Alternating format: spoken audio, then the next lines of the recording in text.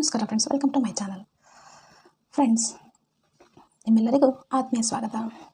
ನಾವು ಪ್ರತಿ ಬಾರಿ ವಿಫಲರಾದಾಗ ನನ್ನಲ್ಲಿ ಆ ಪ್ರತಿಭೆ ಇಲ್ಲ ಅಂತ ಅಂದ್ಕೊತೀವಿ. ಆದರೆ ವಿಜ್ಞಾನ ಏನು ಹೇಳ್ತದೆ ಗೊತ್ತಾ? ಯಶಸ್ಸು ಅನ್ನೋದು ನಿಮ್ಮ ಆಯ್ಕೆ ಅಥವಾ ಹುಟ್ಟಿನಿಂದ ಬಂದ ಪ್ರತಿಭೆಯ ಮೇಲೆ ಮಾತ್ರ ಅವಲಂಬಿತವಾಗಿಲ್ಲ. ಅದು ನಿಮ್ಮ ಮನಸ್ಥಿತಿ ಅಂದರೆ ಮೈಂಡ್ ಸೆಟ್ ಮೇಲೆ ನಿಂತಿದೆ. ಇಂದು ನಾವು ವಿಶ್ವವಿಖ್ಯಾತ ಮನಃಶಾಸ್ತ್ರಜ್ಞೆ ಕ್ಯಾರೋಲ್ ಡ್ವೆಕ್ ಅವರ mindset the new psychology of success ಪುಸ್ತಕದ ಸಂಪೂರ್ಣ ಸಾರಾಂಶವನ್ನು ಆಳವಾಗಿ ಅಧ್ಯಯನ ಡಿಸ್ಕಸ್ ಮಾಡ್ತಾ ಇದ್ದೀವಿ. ಈ ಪುಸ್ತಕವು ನಿಮ್ಮ ವೃತ್ತಿ ಜೀವನ, ಪ್ರೀತಿ, ಸ್ನೇಹ ಮತ್ತು ಮಕ್ಕಳನ್ನು ಬೆಳೆಸುವ ರೀತಿಯನ್ನೇ ಬದಲಾಯಿಸುತ್ತೆ. ಒಂದು ಸಣ್ಣ ರಿಕ್ವೆಸ್ಟ್, ನೀವು ಇನ್ನೂ ನನ್ನ ಚಾನಲ್ಗೆ ಸಬ್ಸ್ಕ್ರೈಬ್ ಮಾಡಿಲ್ಲ ಅಂದರೆ ಸಬ್ಸ್ಕ್ರೈಬ್ ಮಾಡಿ ಪ್ಲೀಸ್. ಹಾಗೆ ನಾನು ಡಿಫ್ರೆಂಟ್ ಬುಕ್ಸ್ ಸಮ್ಮರಿ ಕೂಡ ಬಿಡ್ತಾ ಇದ್ದೀನಿ, ದಯವಿಟ್ಟು ಕೇಳಿ. ಹಾಗೆ ಸಮ್ಮರಿ ಕೇಳಿದ್ಮೇಲೆ ಬುಕ್ಸ್ ಸಮ್ಮರಿ ಕೇಳ್ತಾ ಇದ್ದೀರಾ, ತುಂಬ ಖುಷಿ ಆಗ್ತಾಯಿದೆ. ಆದರೆ ಸಬ್ಸ್ಕ್ರೈಬ್ ಮಾಡ್ತಾಯಿಲ್ಲ, ಪ್ಲೀಸ್ ಸಬ್ಸ್ಕ್ರೈಬ್ ಮಾಡಿ, ಹಾಗೆ ಲೈಕ್ ಮಾಡಿ. ನಿಮ್ಮ ಈ ಸಣ್ಣ ಬೆಂಬಲ ನನಗೆ ಒಂದು ದೊಡ್ಡ ಶಕ್ತಿ ಕೊಡುತ್ತೆ. ಅಧ್ಯಾಯ 1, ಮನೋಭಾವಗಳು.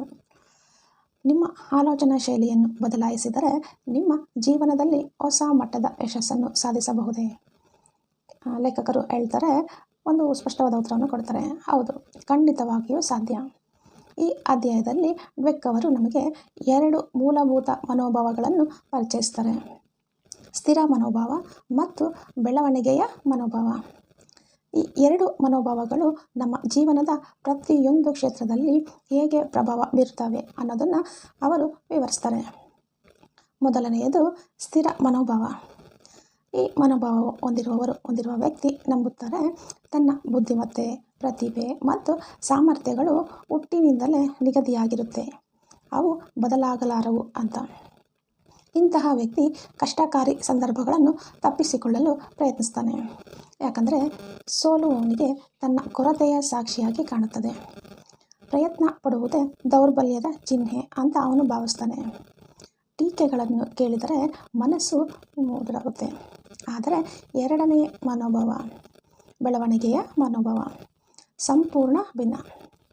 ಇದನ್ನು ಹೊಂದಿರುವ ವ್ಯಕ್ತಿ ನಂಬುತ್ತಾನೆ ಹೇಗೆಂದರೆ, ಪ್ರಯತ್ನ, ಶ್ರದ್ಧೆ ಮತ್ತು ಕಲಿಕೆಯ ಮೂಲಕ ತನ್ನ ಸಾಮರ್ಥ್ಯವನ್ನು ಹೆಚ್ಚಿಸಿಕೊಳ್ಳಬಹುದು ಅಂತ. ಅವನಿಗೆ ಸವಾಲುಗಳು ಭಯಕ್ಕೆ ಕಾರಣ ಅಲ್ಲ, ಅವು ಬೆಳೆಯಲು ಅವಕಾಶ. ಸೋಲು ಅವನ ಗುರುತಲ್ಲ, ಅದು ಪ್ರಯಾಣದ ಭಾಗ. ಶಾಲೆಯ ಉದಾಹರಣೆ ತಗೊಳ್ಳೋಣ. ಸ್ಥಿರ ಮನೋಭಾವದ ವಿದ್ಯಾರ್ಥಿ ಗಣಿತದಲ್ಲಿ ತಾನು ಮೊದಲಿನಿಂದಲೇ ದುರ್ಬಲ ಅಂತ ನಂಬಿ ಪ್ರಯತ್ನವನ್ನೇ ಬಿಡುತ್ತಾನೆ. ಆದರೆ ಬೆಳವಣಿಗೆಯ ಮನೋಭಾವದ ವಿದ್ಯಾರ್ಥಿ ಅದೇ ವಿಷಯವನ್ನು ಸವಾಲಾಗಿ ಸ್ವೀಕರಿಸಿ ಕಷ್ಟಪಟ್ಟು ಕಲಿಯುತ್ತಾನೆ. ಡ್ವೆಕ್ ಸ್ಪಷ್ಟವಾಗಿ ಹೇಳ್ತಾರೆ, ಮನೋಭಾವ ನಮ್ಮ ಆಯ್ಕೆ, ಅದು ಹುಟ್ಟಿನಿಂದ ಬರುವ ಸ್ಥಿರ ಗುಣ ಅಲ್ಲ, ನಾವು ಅದನ್ನು ಬೆಳೆಸಿಕೊಳ್ಳಬಹುದು, ಬದಲಾಯಿಸಬಹುದು. ಅಧ್ಯಾಯ 2, ಮನೋಭಾವಗಳ ಒಳನೋಟ. ಈ ಅಧ್ಯಾಯದಲ್ಲಿ ಡ್ವೆಕ್ ಅವರು 2 ಮನೋಭಾವಗಳು ಜೀವನದ ವಿವಿಧ ಕ್ಷೇತ್ರಗಳಲ್ಲಿ ಹೇಗೆ ಅಭಿವ್ಯಕ್ತಿಗೊಳಿಸುತ್ತವೆ ಅಂತ ಆಳವಾಗಿ ಹೇಳ್ತಾರೆ. ಶಿಕ್ಷಣ, ಕ್ರೀಡೆ, ವ್ಯವಹಾರ ಮತ್ತು ಸಂಬಂಧಗಳಲ್ಲಿ. ಶಿಕ್ಷಣದಲ್ಲಿ ಸ್ಥಿರ ಮನೋಭಾವದ ವಿದ್ಯಾರ್ಥಿ ತನ್ನ ಫಲಿತಾಂಶವನ್ನು ತನ್ನ ಬುದ್ಧಿಮತ್ತೆಯ ಪ್ರತಿಬಿಂಬ ಅಂತ ನೋಡ್ತಾನೆ. ಒಂದು ವೇಳೆ ಅವನು ಯಶಸ್ವಿ ಆದರೆ ಅದು ತಾನು ಬುದ್ಧಿವಂತ ಅನ್ನೋ ಸಾಕ್ಷಿ, ಸೋತರೆ ತಾನು ಸಾಕಷ್ಟು ಸಮರ್ಥನಲ್ಲ ಅನ್ನೋ ಸಂಕೇತ. ಇದರಿಂದ ಅವನು ಕಷ್ಟದ ವಿಷಯಗಳನ್ನು ತಪ್ಪಿಸಿಕೊಳ್ಳಲು ಪ್ರಾರಂಭಿಸ್ತಾನೆ. ಬೆಳವಣಿಗೆಯ ಮನೋಭಾವದ ವಿದ್ಯಾರ್ಥಿ ಮಾತ್ರ ಕಡಿಮೆ ಅಂಕ ಪಡೆದರೂ ಅದನ್ನು ಕಲಿಕೆಯ ಪಾಠ ಅಂತ ಸ್ವೀಕರಿಸ್ತಾನೆ. ಅವನಿಗೆ ತಪ್ಪುಗಳು ಮುಕ್ತಾಯ ಅಲ್ಲ, ಅವು ಮುನ್ನಡೆಯಲು ಒಂದು ಮೆಟ್ಟಿಲು.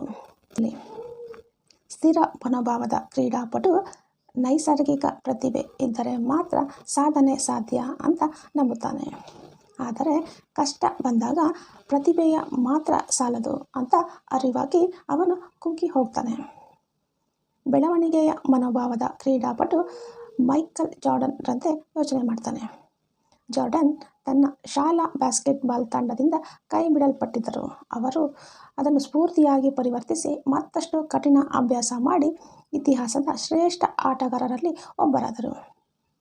ವ್ಯವಹಾರದಲ್ಲಿ ಸ್ಥಿರ ಮನೋಭಾವದ ನಾಯಕ ಅಪಾಯ ತಪ್ಪಿಸಿ ಸುರಕ್ಷಿತ ನಿರ್ಧಾರಗಳನ್ನು ತೆಗೆದುಕೊಳ್ತಾನೆ. ಆದರೆ ಬೆಳವಣಿಗೆಯ ಮನೋಭಾವದ ನಾಯಕ ತಪ್ಪಿನಿಂದ ಕಲಿಯುವ ಸಂಸ್ಕೃತಿ ರೂಪಿಸುತ್ತಾನೆ. ಸಂಬಂಧಗಳಲ್ಲಿ ಸ್ಥಿರ ಮನೋಭಾವದ ವ್ಯಕ್ತಿ ಸಂಬಂಧದಲ್ಲಿ ಸಂಘರ್ಷ ಬಂದರೆ ಅದನ್ನು ಸಂಬಂಧ ತಪ್ಪಾಗಿದೆ ಅನ್ನೋ ಸೂಚನೆಯಾಗಿ ತಿಳಿತಾನೆ. ಆದರೆ ಬೆಳವಣಿಗೆಯ ಮನೋಭಾವದ ಹೊಂದಿರುವ ವ್ಯಕ್ತಿ ಅದೇ ಸಂಘರ್ಷವನ್ನು ಪರಸ್ಪರ ಅರ್ಥ ಮಾಡಿಕೊಳ್ಳಲು ಇರುವ ಅವಕಾಶ ಅಂತೇಳಿ ನೋಡ್ತಿರ್ತಾನೆ. ಡ್ವೆಕ್ ಒಂದು ಮಹತ್ವದ ಮಾತು ಹೇಳ್ತಾರೆ. ನಾವು ಯಾರು ಸಂಪೂರ್ಣ ಸ್ಥಿರ ಅಥವಾ ಸಂಪೂರ್ಣ ಬೆಳವಣಿಗೆಯ ಮನೋಭಾವದವರಲ್ಲ. ನಾವು ಎರಡರ ನಡುವೆ ಇರ್ತೀವಿ. ಆದ್ದರಿಂದ ಪ್ರತಿಯೊಬ್ಬರಿಗೂ ಬದಲಾಗಲು ಅವಕಾಶ ಇದೆ. ಅಧ್ಯಾಯ 3. ಸಾಮರ್ಥ್ಯ ಮತ್ತು ಸಾಧನೆಯ ಸತ್ಯ. ಯಶಸ್ಸು ಕೇವಲ ನೈಸರ್ಗಿಕ ಪ್ರತಿಭೆಯ ಫಲ ಅನ್ನೋ ನಂಬಿಕೆ ಎಷ್ಟು ಸತ್ಯ? ಡ್ವೆಕ್ ಈ ಪ್ರಶ್ನೆಗೆ ಸ್ಪಷ್ಟ ಉತ್ತರ ನೀಡ್ತಾರೆ. ಅದು ಸುಳ್ಳು. ಪ್ರಯತ್ನ, ಸ್ಥಿರತೆ ಮತ್ತು ಸೋಲನ್ನು ಎದುರಿಸುವ ರೀತಿ ಇವೇ ನಿಜವಾದ ಯಶಸ್ಸಿನ ಮೂಲಗಳು. ಸ್ಥಿರ ಮನೋಭಾವದ ವ್ಯಕ್ತಿಗೆ ಸೋಲು ಒಂದು ತೀರ್ಪು, ತಾನು ಯೋಗ್ಯನಲ್ಲ ಅನ್ನೋ ಮುದ್ರೆ. ಇದರಿಂದ ಅವನು ಸೋಲು ತರಬಹುದಾದ ಯಾವುದೇ ಕಾರ್ಯವನ್ನು ದೂರ ಸರಿಯುತ್ತಾನೆ. ಶಾಲೆಯಲ್ಲಿ ಕಷ್ಟದ ತರಗತಿಗಳನ್ನು ತೆಗೆದುಕೊಳ್ಳದ ವಿದ್ಯಾರ್ಥಿ, ಸ್ಪರ್ಧೆ ಎದುರಾದಾಗ ಹಿಂದೆ ಸರಿಯುವ ಕ್ರೀಡಾಪಟು, ಅಪಾಯಕಾರಿ ಯೋಜನೆ ತಪ್ಪಿಸುವ ವ್ಯವಹಾರಿಕ, ಇವರೆಲ್ಲರ ಹಿಂದೆ ಇರುವುದು ಸ್ಥಿರ ಮನೋಭಾವ. ಆದರೆ ಬೆಳವಣಿಗೆಯ ಮನೋಭಾವದ ವ್ಯಕ್ತಿ ಸೋಲನ್ನು ಭಿನ್ನ ದೃಷ್ಟಿಯಿಂದ ನೋಡ್ತಾನೆ. ಪ್ರಸಿದ್ಧ ವಿಜ್ಞಾನಿ ಥಾಮಸ್ ಎಡಿಸನ್ ಒಮ್ಮೆ ಹೇಳಿದ್ದಾರೆ, ನಾನು ಸೋತಿಲ್ಲ, ಕಾರ್ಯ ಸಾಧ್ಯವಾಗದ 10,000 ಮಾರ್ಗಗಳನ್ನು ಕಂಡುಹಿಡಿದಿದ್ದೇನೆ. ಅವರಿಗೆ ಪ್ರತಿ ವೈಫಲ್ಯವೂ ಯಶಸ್ಸಿನ ದಿಕ್ಕಿನಲ್ಲಿ ಒಂದು ಹೆಜ್ಜೆ. ಸ್ಟೀವ್ ಜಾಬ್ಸ್ 1985ರಲ್ಲಿ ಆಪಲ್ ಕಂಪನಿಯಿಂದ ಹೊರಹಾಕಲ್ಪಟ್ಟರು. ಅದು ಅವರ ಜೀವನದ ಅತ್ಯಂತ ದೊಡ್ಡ ಸೋಲು. ಆದರೆ ಅವರನ್ನು ಅಂತ್ಯ ಅಂತ ಭಾವಿಸದೆ ಮತ್ತೆ ಹೊಸ ಉದ್ಯಮ ಕಟ್ಟಿ ವಾಪಸ್ ಆಪಲ್ಗೆ ಮರಳಿ ಅದನ್ನು ವಿಶ್ವದ ಅತ್ಯಂತ ಮೌಲ್ಯಯುತ ಕಂಪನಿಯನ್ನಾಗಿ ಪರಿವರ್ತಿಸಿದರು. ಮೈಕಲ್ ಜಾರ್ಡನ್ ಹೇಳಿದ ಮಾತು ನಿಮ್ಮ ಮನದಲ್ಲಿ ಅಚ್ಚಾಗಲಿ. ನಾನು ನನ್ನ ಜೀವನದಲ್ಲಿ ಮತ್ತೆ ಸೋತಿದ್ದೇನೆ, ಅದಕ್ಕಾಗಿಯೇ ನಾನು ಯಶಸ್ವಿಯಾದೆ. ಪ್ರಯತ್ನದ ಬಗ್ಗೆಯೂ ಡ್ವೆಕ್ ಮಹತ್ವದ ಮಾತು ಹೇಳ್ತಾರೆ. ಸ್ಥಿರ ಮನೋಭಾವದ ವ್ಯಕ್ತಿ ಪ್ರಯತ್ನ ಪಡುವುದನ್ನೇ ದೌರ್ಬಲ್ಯ ಅಂತ ಭಾವಿಸ್ತಾನೆ. ನಿಜವಾದ ಪ್ರತಿಭಾವಂತರಿಗೆ ಕಠಿಣ ಪ್ರಯತ್ನ ಬೇಕಿಲ್ಲ ಅಂತ. ಆದರೆ ಬೆಳವಣಿಗೆಯ ಮನೋಭಾವದ ವ್ಯಕ್ತಿ ಪ್ರಯತ್ನವನ್ನೇ ಪ್ರಗತಿಯ ಎಂಜಿನ್ ಅಂತ ನೋಡ್ತಾನೆ. ಸೋಲನ್ನು ಭಯಪಡುವ ಬದಲು ಅದರಿಂದ ಕಲಿಯಲು ಆರಂಭಿಸಿದ ದಿನ ನಿಮ್ಮ ಸಾಮರ್ಥ್ಯ ಮೊಳಕೆ ಒಡೆಯಲು ಪ್ರಾರಂಭಿಸುತ್ತೆ. ಅಧ್ಯಾಯ 4. ಚಾಂಪಿಯನ್ನ ಮನೋಭಾವ. ಶ್ರೇಷ್ಠ ಕ್ರೀಡಾಪಟುಗಳನ್ನು ಶ್ರೇಷ್ಠರನ್ನಾಗಿಸುವುದು ಅವರ ಶರೀರ ಮಾತ್ರ ಅಲ್ಲ, ಅವರ ಮನಸ್ಸು. ಡ್ವೆಕ್ ಈ ಅಧ್ಯಾಯದಲ್ಲಿ ಕ್ರೀಡಾ ಜಗತ್ತಿನ ಅದ್ಭುತ ಉದಾಹರಣೆಗಳ ಮೂಲಕ ಇದನ್ನು ತೋರಿಸ್ತಾರೆ. ಟೆನ್ನಿಸ್ ದಿಗ್ಗಜ ಜಾನ್ ಮ್ಯಾಕೆನ್ರೋ ಅಸಾಧಾರಣ ಪ್ರತಿಭಾವಂತ. ಆದರೆ ಅವರ ಸ್ಥಿರ ಮನೋಭಾವ ಅವರನ್ನು ಹಿಂದೆ ಸೆಳೆದಿತ್ತು. ಸೋತಾಗಲೆಲ್ಲ ಅವರು ತಮ್ಮ ತಪ್ಪನ್ನು ಒಪ್ಪಿಕೊಳ್ಳದೆ ನ್ಯಾಯಾಧೀಶರ ತಪ್ಪು, ವಾತಾವರಣ, ಪ್ರೇಕ್ಷಕರ ಗದ್ದಲ ಇಂತಹ ಬಾಹ್ಯ ಕಾರಣಗಳನ್ನು ನೀಡ್ತಾ ಇದ್ದರು. ನೈಸರ್ಗಿಕ ಪ್ರತಿಭೆ ಅವರನ್ನು ಮೇಲಕ್ಕೆ ತಂದಿತ್ತು, ಆದರೆ ಸ್ಥಿರ ಮನೋಭಾವ ಅವರನ್ನು ಅಲ್ಲೇ ನಿಲ್ಲಿಸಿತ್ತು. ಆದರೆ ಮೈಕಲ್ ಜಾರ್ಡನ್ ಭಿನ್ನ. ಶಾಲಾ ತಂಡದಿಂದ ಹೊರಹಾಕಲ್ಪಟ್ಟ ಅವರು ಆ ನೋವನ್ನು ಶಕ್ತಿಯನ್ನಾಗಿ ಪರಿವರ್ತಿಸಿಕೊಂಡರು. MBAನಲ್ಲಿ ಎಷ್ಟೋ ಸೋಲು ಕಂಡರೂ ಪ್ರತಿ ಸೋಲಿನ ನಂತರ ಇನ್ನಷ್ಟು ಕಠಿಣ ಅಭ್ಯಾಸ ಮಾಡಿದರು. ಅವರ ಈ ಮಾತು ಚಿರಸ್ಮರಣೀಯ. ನಾನು ಮತ್ತೆ ಸೋತಿದ್ದೇನೆ, ಅದಕ್ಕಾಗಿಯೇ ನಾನು ಗೆದ್ದೆ. ಕೋಬಿ ಬ್ರಯಾನ್ ತನ್ನ ತಂಡದ ಇತರ ಆಟಗಾರರಿಗಿಂತ ಗಂಟೆಗಟ್ಟಲೆ ಮೊದಲೇ ಮೈದಾನಕ್ಕೆ ಬರ್ತಿದ್ರು. ಅವರು ನಂಬಿದರು, ಪ್ರತಿಭೆ ಆರಂಭದ ಮಟ್ಟ ಮಾತ್ರ, ಶ್ರೇಷ್ಠತೆ ಬರುವುದು ನಿರಂತರ ಪರಿಶ್ರಮದಿಂದ. ಒತ್ತಡದ ಕ್ಷಣಗಳಲ್ಲಿ ಸ್ಥಿರ ಮನೋಭಾವದ ಕ್ರೀಡಾಪಟು ಮಂಜಾಗುತ್ತಾನೆ. ಸೋತರೆ ಏನಾಗುತ್ತದೋ ಅನ್ನೋ ಭಯ ಅವನಲ್ಲಿ ಆವರಿಸುತ್ತೆ. ಆದರೆ ಬೆಳವಣಿಗೆಯ ಮನೋಭಾವದ ಕ್ರೀಡಾಪಟು ಆ ಕ್ಷಣದಲ್ಲೇ ಶಾಂತನಾಗಿ ತನ್ನ ಅತ್ಯುತ್ತಮ ಆಟ ಆಡ್ತಾನೆ. UCನ ಮಹಾನ್ ಬ್ಯಾಸ್ಕೆಟ್ಬಾಲ್ ತರಬೇತುದಾರ ಜಾರ್ಡನ್ ವುಡನ್ ಯಶಸ್ಸನ್ನು ಗೆಲುವಿನಿಂದ ಅಳೆಯಲಿಲ್ಲ. ಅವರು ಆಟಗಾರರ ವ್ಯಕ್ತಿತ್ವ ವಿಕಾಸ ಮತ್ತು ನಿರಂತರ ಸುಧಾರಣೆಯನ್ನು ಯಶಸ್ಸಿನ ಮಾನದಂಡ ಅಂತ ತಿಳಿದರು. ಇದೇ ಮನೋಭಾವ ಅವರ ತಂಡಗಳನ್ನು ಅಸಾಧಾರಣ ಎತ್ತರಕ್ಕೆ ಕರೆದೊಯ್ಯಿತು. ಪ್ರತಿಭೆ ಬಾಗಿಲನ್ನು ತೆರೆಯಬಹುದು, ಆದರೆ ಬೆಳವಣಿಗೆಯ ಮನೋಭಾವ ಮಾತ್ರ ಅದರ ಮೂಲಕ ನಡೆಯುವ ಶಕ್ತಿ ನೀಡುತ್ತದೆ. ಅಧ್ಯಾಯ 5. ವ್ಯವಹಾರ ಮತ್ತು ನಾಯಕತ್ವದ ಮನೋಭಾವ. ಕ್ರೀಡಾ ಜಗತ್ತಿನಂತೆಯೇ ವ್ಯಾವಹಾರಿಕ ಜಗತ್ತಿನಲ್ಲೂ ಮನೋಭಾವ ನಿರ್ಣಾಯಕ ಪಾತ್ರ ವಹಿಸುತ್ತದೆ. ಸಂಸ್ಥೆಯ ಸಂಸ್ಕೃತಿ, ಆವಿಷ್ಕಾರ ಮತ್ತು ದೀರ್ಘಕಾಲದ ಯಶಸ್ಸು ಇವೆಲ್ಲವೂ ನಾಯಕರ ಮನೋಭಾವವನ್ನು ಅವಲಂಬಿಸುತ್ತೆ. ಡ್ವೇಕ್ ಎನ್ರಾನ್ ಕಂಪನಿಯ ದುರಂತ ಕಥೆ ನಿದರ್ಶನವಾಗಿ ತರ್ತಾರೆ. ಒಮ್ಮೆ ಭಾರಿ ಯಶಸ್ವಿ ಎನಿಸಿದ್ದ ಎನ್ರಾನ್ನ ನಾಯಕರು ನಾವು ಅತ್ಯಂತ ಬುದ್ಧಿವಂತರು ಅನ್ನೋ ಅಹಂಕಾರದ ಸಂಸ್ಕೃತಿ ಬೆಳೆಸಿದರು. ಉದ್ಯೋಗಿಗಳು ತಮ್ಮ ತಪ್ಪುಗಳನ್ನು ಮುಚ್ಚಿ ಹಾಕಿದರು, ಅಪಾಯಕಾರಿ ನಿರ್ಧಾರಗಳ ಅನ್ವೇಷಣೆಗೆ ಇಳಿದರು. ಫಲ ಕಂಪನಿಯ ಅಮಾನವೀಯ ಪತನ. ಇದಕ್ಕೆ ತದ್ವಿರುದ್ಧ ಮೈಕ್ರೋಸಾಫ್ಟ್ನ ಸತ್ಯ ನಾದೆಲ್ಲಾ ಅವರ ನಾಯಕತ್ವ. 2014ರಲ್ಲಿ CEO ಆಗಿದ್ದ ನಾದೆಲ್ಲಾ ಅವರು ಬೆಳವಣಿಗೆಯ ಮನೋಭಾವವನ್ನು ಹೊಂದಿದ್ದರು. ಕಂಪನಿಯ ಮೂಲ ತತ್ವವಾಗಿ ಮಾಡಿದರು.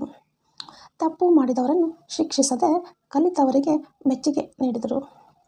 ಫಲ ಮೈಕ್ರೋಸಾಫ್ಟ್ ಮತ್ತೆ ಚೈತನ್ಯ ತಂದುಕೊಂಡಿತು ಮತ್ತು ಮತ್ತೆ ವಿಶ್ವದ ಅತ್ಯಂತ ಮೌಲ್ಯಯುತ ಕಂಪನಿಗಳಲ್ಲಿ ಒಂದಾಯಿತು. ಬೆಳವಣಿಗೆಯ ಮನೋಭಾವದ ಸಂಸ್ಥೆಯಲ್ಲಿ ಉದ್ಯೋಗಿಗಳು ನಿರ್ಭಯವಾಗಿ ಪ್ರಶ್ನೆ ಕೇಳುತ್ತಾರೆ, ಹೊಸ ಕಲ್ಪನೆ ಮಂಡಿಸ್ತಾರೆ, ತಪ್ಪಿನಿಂದ ಕಲಿಯುತ್ತಾರೆ, ಸಹಕಾರ ಅರಳುತ್ತದೆ, ಆವಿಷ್ಕಾರ ಜನಿಸುತ್ತದೆ. ನಾಯಕ ಮಾದರಿ ತೋರಿಸಬೇಕು. ತನ್ನ ತಪ್ಪನ್ನು ಒಪ್ಪಿ ಕಲಿತು ಮುಂದೆ ಸಾಗಿದರೆ ಇಡೀ ಸಂಸ್ಥೆ ಅದೇ ಮನೋಭಾವ ಅಳವಡಿಸಿಕೊಳ್ಳುತ್ತದೆ. ಪ್ರತಿಭೆ ಮುಖ್ಯ, ಆದರೆ ಮನೋಭಾವ ನಿರ್ಣಾಯಕ. ಅಧ್ಯಾಯ 6. ಪ್ರೀತಿ ಮತ್ತು ಸ್ನೇಹದಲ್ಲಿ ಮನೋಭಾವ. ಮನೋಭಾವ ಕೇವಲ ವೃತ್ತಿ ಅಥವಾ ಶಿಕ್ಷಣಕ್ಕೆ ಸೀಮಿತವಾಗಿಲ್ಲ. ನಮ್ಮ ಸಂಬಂಧಗಳ ಗುಣಮಟ್ಟವನ್ನು ಅದು ನಿರ್ಣಯಿಸುತ್ತದೆ.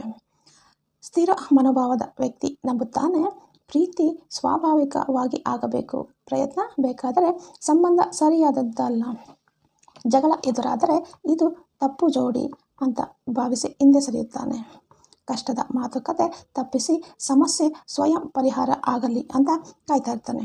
ಇದರ ಪರಿಣಾಮ ಸಂಬಂಧ ಬೆಳೆಯದು, ಒಳಗೆ ಹೋಗುತ್ತದೆ. ಬೆಳವಣಿಗೆಯ ಮನೋಭಾವದ ವ್ಯಕ್ತಿ ಮಾತ್ರ ಸಂಬಂಧ ಪ್ರಯತ್ನ ಬೇಡುತ್ತದೆ ಅಂತ ತಿಳಿದಿರ್ತಾನೆ. ಜಗಳ ಬಂದರೆ ನಾವು ಹೀಗೆ ಒಬ್ಬರನ್ನೊಬ್ಬರು ಇನ್ನಷ್ಟು ಅರ್ಥ ಮಾಡಿಕೊಳ್ಳಬಹುದು ಅಂತ ಕೇಳ್ತಾನೆ. ಅವನಿಗೆ ಸಂಘರ್ಷ ಕೊನೆ ಅಲ್ಲ, ಆಳವಾದ ಒಡನಾಟದ ಅವಕಾಶ. ತಿರಸ್ಕಾರ ಅಥವಾ ಸಂಬಂಧ ಮುರಿದ ಸಂದರ್ಭದಲ್ಲಿಯೂ ಇದೇ ವ್ಯತ್ಯಾಸ ಕಾಣಿಸುತ್ತೆ. ಸ್ಥಿರ ಮನೋಭಾವದ ವ್ಯಕ್ತಿ ತಿರಸ್ಕೃತನಾದರೆ ನಾನು ಯೋಗ್ಯನಲ್ಲ ಅಂತ ತಳ್ಳಿ ಹಾಕಿಕೊಳ್ತಾನೆ. ಬೆಳವಣಿಗೆಯ ಮನೋಭಾವದ ವ್ಯಕ್ತಿ ಆ ಅನುಭವದಿಂದ ಕಲಿಯುತ್ತಾನೆ, ಇದರಿಂದ ನಾನೇನು ಅರ್ಥ ಮಾಡಿಕೊಳ್ಳಬಹುದು ಅಂತ. ಸ್ನೇಹದಲ್ಲೂ ಇದೇ ನಿಯಮ ಅನ್ವಯಿಸುತ್ತೆ. ಬೆಳವಣಿಗೆಯ ಮನೋಭಾವದ ಗೆಳೆಯರು ಒಬ್ಬರ ಯಶಸ್ಸನ್ನು ಇನ್ನೊಬ್ಬರ ಬೆದರಿಕೆಯಾಗಿ ನೋಡದೆ ಸಂಭ್ರಮಿಸುತ್ತಾರೆ, ಪರಸ್ಪರ ಕಲಿಯುತ್ತಾರೆ, ಬೀಳದಂತೆ ಆಧರಿಸುತ್ತಾರೆ. ಎತ್ತವರ ಬಗ್ಗೆಯೂ ಡ್ವೇಕ್ ಮಹತ್ವದ ಅಭಿಪ್ರಾಯ ಹಂಚಿಕೊಳ್ತಾರೆ. ನೀನು ಬಹಳ ಚುರುಕು ಅಂತ ಮಗನನ್ನು ಹೊಗಳುವ ಎತ್ತುವವರು ಅವನಲ್ಲಿ ಸ್ಥಿರ ಮನೋಭಾವ ಬೆಳೆಸಬಹುದು. ಬದಲಾಗಿ ನೀನು ಎಷ್ಟು ಕಷ್ಟಪಟ್ಟೆ, ಅದಕ್ಕೆ ನಾನು ಹೆಮ್ಮೆ ಪಡ್ತೀನಿ ಅಂತ ಹೇಳುವ ಎತ್ತವರು ಮಗನಲ್ಲಿ ಬೆಳವಣಿಗೆಯ ಮನೋಭಾವ ಬಿತ್ತುತ್ತಾರೆ. ಸಂಬಂಧ ಸ್ಥಿರ ವಸ್ತು ಅಲ್ಲ, ಅದು ಬೆಳೆಯಬಲ್ಲ ಜೀವಿ. ಸರಿಯಾದ ಮನೋಭಾವ ಅದಕ್ಕೆ ನೀರೆರೆಯುತ್ತದೆ. ಅಧ್ಯಾಯ 7. ಮನೋಭಾವ ಎಲ್ಲಿಂದ ಬರುತ್ತದೆ? ನಮ್ಮ ಮನೋಭಾವ ಹೇಗೆ ರೂಪುಗೊಳ್ಳುತ್ತದೆ? ಅದು ನಮ್ಮ ಹುಟ್ಟಿನ ಸ್ವಭಾವವೇ ಅಥವಾ ನಾವು ಬೆಳೆದ ಪರಿಸರ ಅದನ್ನು ನಿರ್ಮಿಸುತ್ತದೆಯೇ? ಡ್ವೇಕ್ ಅವರ ಉತ್ತರ ಸ್ಪಷ್ಟ. ಎತ್ತವರು, ಗುರುಗಳು ಮತ್ತು ತರಬೇತುದಾರರು ನಮ್ಮ ಮನೋಭಾವ ರೂಪಿಸುವಲ್ಲಿ ನಿರ್ಣಾಯಕ ಪಾತ್ರ ವಹಿಸುತ್ತಾರೆ. ಎತ್ತವರ ಮಾತಿನ ಬಗ್ಗೆ ಒಂದು ಮಹತ್ವದ ಅಂಶ ಡ್ವೇಕ್ ಹೇಳ್ತಾರೆ. ನೀನು ತುಂಬ ಬುದ್ಧಿವಂತ ಅನ್ನೋ ಹೊಗಳಿಕೆ ಮಗುವಿಗೆ ಸ್ಥಿರ ಮನೋಭಾವ ತುಂಬಬಹುದು. ಮಗು ಆ ಅಣೆಪಟ್ಟೆ ಕಾಪಾಡಿಕೊಳ್ಳಲು ಕಷ್ಟ ತಪ್ಪಿಸಲು ಶುರು ಮಾಡುತ್ತೆ. ಬದಲಾಗಿ ನೀನು ತುಂಬ ಕಷ್ಟಪಟ್ಟೆ, ಸಾಧಿಸಿದೆ ಅಂತ ಅಂದರೆ ಮಗು ಪ್ರಯತ್ನವೇ ಯಶಸ್ಸಿನ ದಾರಿ ಅಂತ ಕಲಿಯುತ್ತದೆ. ಗುರುಗಳ ಬಗ್ಗೆ ಶಾಲಾ ತರಗತಿಗಳಲ್ಲಿ ಯಾರು ಜಾಣರು ಅನ್ನೋ ಪ್ರಶ್ನೆಯ ಬದಲು ಯಾರು ಹೆಚ್ಚು ಕಲಿಯುತ್ತಿದ್ದಾರೆ ಪ್ರಶ್ನೆ ಕೇಳಿದರೆ ತರಗತಿಯ ವಾತಾವರಣ ಬದಲಾಗುತ್ತದೆ. ಬೆಳವಣಿಗೆಯ ಮನೋಭಾವದ ಗುರು ತಪ್ಪನ್ನು ಶಿಕ್ಷೆಗೆ ಕಾರಣ ಮಾಡದೆ ಅದನ್ನು ಕಲಿಕೆಯ ಅವಕಾಶ ಅಂತ ನೋಡ್ತಾರೆ. ವಿದ್ಯಾರ್ಥಿಗಳು ಪ್ರಶ್ನೆ ಕೇಳಲು ನಿರ್ಭಯರಾಗ್ತಾರೆ. ತರಬೇತುದಾರರ ಬಗ್ಗೆ ಜಾನ್ ವುಡನ್ ತಮ್ಮ ತಂಡದ ಕ್ರೀಡಾಪಟುಗಳಿಗೆ ಕೆಲವು ಗುರಿ ನೀಡಲಿಲ್ಲ, ಬದಲಾಗಿ ಪ್ರತಿ ಅಭ್ಯಾಸದಲ್ಲೂ ಹಿಂದಿನ ದಿನಕ್ಕಿಂತ ಉತ್ತಮವಾಗುವ ಗುಣ ನೀಡಿದರು. ಈ ಮನೋಭಾವ ಅವರ ತಂಡಗಳನ್ನು ದಶಕಗಳ ಕಾಲ ಶ್ರೇಷ್ಠ ಅನಿಸಿಕೊಂಡರು. ಮಹತ್ವದ ಸಂದೇಶ: ಮನೋಭಾವ ಶಾಶ್ವತ ಅಲ್ಲ. ನಮ್ಮ ಮಕ್ಕಳಲ್ಲಿ, ವಿದ್ಯಾರ್ಥಿಗಳಲ್ಲಿ, ಕ್ರೀಡಾಪಟುಗಳಲ್ಲಿ ಸ್ಥಿರ ಮನೋಭಾವ ಬೆಳೆದಿದ್ದರೂ ನಾವು ಸೂಕ್ತ ಮಾತು ಮತ್ತು ಮಾದರಿ ಮತ್ತು ಮಾರ್ಗದರ್ಶನದ ಮೂಲಕ ಅದನ್ನು ಬದಲಾಯಿಸಬಹುದು. ನಾವು ಯಾವ ಮಾತುಗಳನ್ನು ಆಡುತ್ತೇವೆ, ಯಾವ ವರ್ತನೆ ತೋರುತ್ತೇವೆ, ಅದು ಮಕ್ಕಳ ಮೇಲೆ ಅಳಿಸಲಾಗದ ಮುದ್ರೆ ಬೀಳುತ್ತದೆ. ಅಧ್ಯಾಯ 8: ಮನೋಭಾವ ಬದಲಾಯಿಸಬಹುದೇ? ಈ ಪ್ರಶ್ನೆ ನಿಮ್ಮ ಮನದಲ್ಲಿ ಬಹಳ ಹಿಂದಿನಿಂದಲೇ ಇರಬಹುದು. ಮನೋಭಾವ ಬದಲಾಯಿಸಬಹುದೇ? ಡ್ವೆಕ್ ಅವರ ಉತ್ತರ ಅಡ್ಡಿಲ್ಲದ ಹೌದು, ಖಂಡಿತ ಹೌದು. ಮೊದಲ ಹೆಜ್ಜೆ: ತನ್ನ ಜೀವನದ ಯಾವ ಕ್ಷೇತ್ರದಲ್ಲಿ ಸ್ಥಿರ ಮನೋಭಾವ ಇದೆ ಅನ್ನೋದು ಗುರುತಿಸೋದು. ಒಬ್ಬ ವ್ಯಕ್ತಿ ತನ್ನ ಹವ್ಯಾಸದಲ್ಲಿ ಬೆಳವಣಿಗೆಯ ಮನೋಭಾವ ಹೊಂದಿರಬಹುದು, ಆದರೆ ವೃತ್ತಿಯಲ್ಲಿ ಸ್ಥಿರ ಮನೋಭಾವ ತೋರಬಹುದು. ಈ ಅರಿವು ಬದಲಾವಣೆಯ ಮೊದಲ ಬೆಳಕು. ಎರಡನೇ ಹೆಜ್ಜೆ: ಆಂತರಿಕ ಧ್ವನಿ ಗಮನಿಸೋದು. ಸವಾಲು ಎದುರಾದಾಗ ಆ ಧ್ವನಿ ಹೇಳುತ್ತದೆ, ನಿನ್ನಿಂದ ಆಗದು. ಅದಕ್ಕೆ ಉತ್ತರ ಕೊಡಿ. ನಾನು ಕಲಿಯಬಲ್ಲೆ. ಇದು ಬೆಳೆಯಲು ಅವಕಾಶ. ಈ ಒಂದು ವ್ಯತ್ಯಾಸ ಸಣ್ಣದಾಗಿ ಕಾಣಬಹುದು, ಆದರೆ ಅದು ಮೆದುಳಿನ ಮಾರ್ಗಗಳನ್ನು ನಿಧಾನವಾಗಿ ಬದಲಾಯಿಸುತ್ತೆ. ಸೋಲನ್ನು ಪುನರ್ರೂಪಿಸಿ. ಸ್ಥಿರ ಮನೋಭಾವ ಸೋಲನ್ನು ಅಂತಿಮ ಅಂತ ನೋಡುತ್ತದೆ. ಬೆಳವಣಿಗೆಯ ಮನೋಭಾವ ಅದನ್ನು ಮಾಹಿತಿ ಅಂತ ನೋಡುತ್ತೆ. ಯಾವ ಕಾರಣದಿಂದ ಇಲ್ಲಿ ತಡವಾಯಿತು, ಮುಂದೆ ಹೇಗೆ ಉತ್ತಮಗೊಳಿಸಬಹುದು ಅನ್ನೋ ಪ್ರಶ್ನೆ ಕೇಳಿ. ಪ್ರತಿಕ್ರಿಯೆಯನ್ನು ಸ್ವಾಗತಿಸಿ. ಸ್ಥಿರ ಮನೋಭಾವ ಟೀಕೆಯನ್ನು ವ್ಯಕ್ತಿಗತ ದಾಳಿ ಅಂತ ಭಾವಿಸುತ್ತದೆ. ಬೆಳವಣಿಗೆಯ ಮನೋಭಾವ ಅದನ್ನು ಮಾರ್ಗದರ್ಶನ ಅಂತ ಸ್ವೀಕರಿಸುತ್ತೆ. ಫಲಿತಾಂಶಕ್ಕಿಂತ ಪ್ರಯತ್ನವನ್ನು ಮೆಚ್ಚಿ. ಗೆದ್ದರೂ ಸೋತರೂ ನೀವು ಕಠಿಣ ಪರಿಶ್ರಮ ಮಾಡಿದ್ದಕ್ಕೆ ನಿಮ್ಮನ್ನು ನೀವೇ ಗೌರವಿಸಿ.